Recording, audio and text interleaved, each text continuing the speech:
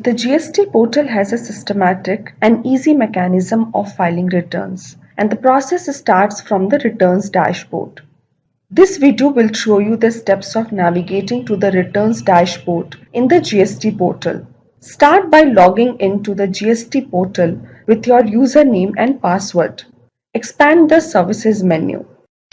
Click the returns category and select the returns dashboard option.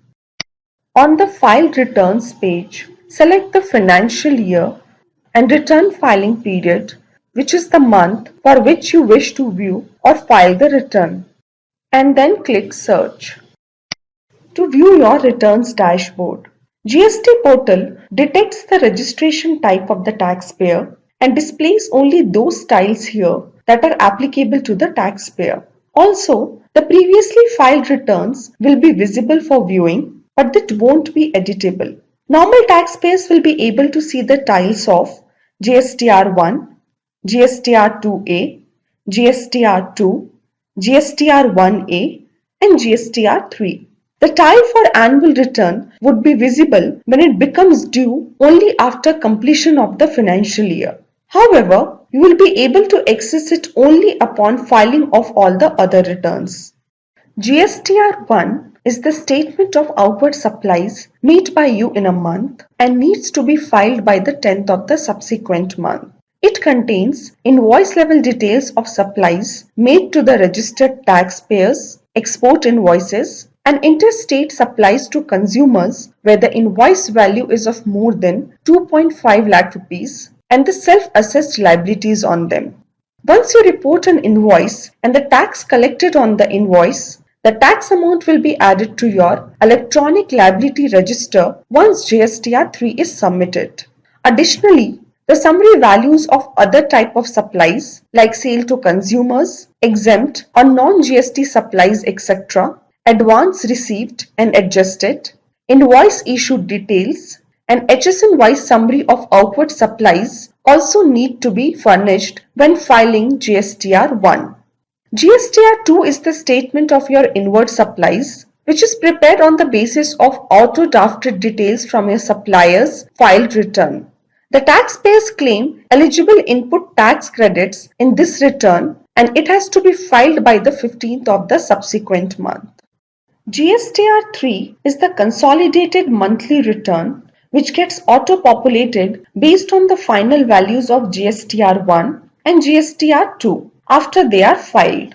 This return shows the self-assessed liabilities and self-assessed credits in Part A and has the facility to discharge these liabilities using input tax credit as well as available cash in respective ledgers in Part B. The interest table in GSTR3 will have few columns which will be editable and would accept user input.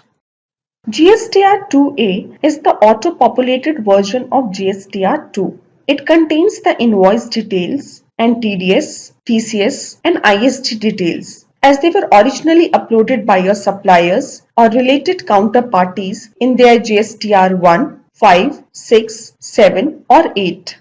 The GST portal also includes GSTR1A, which is an addendum to GSTR1. It is auto-populated from GSTR2 and GSTR4, uploaded by your suppliers.